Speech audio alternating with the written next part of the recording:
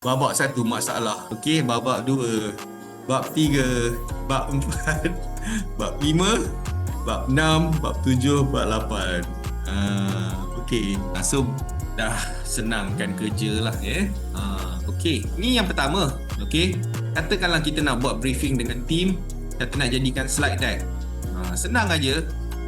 Lepas saya dah pakai teknologi ni kan, saya dah tak subscribe dah. Ada satu dulu saya pakai apa tu, Gamma. Tapi sekarang ni saya dah lepas tengok benda ni, sebab Gamma tu pun kalau nak pakai lebih kurang nak kena bayar dekat RM99, 20 sekarang 22 USD ke kan.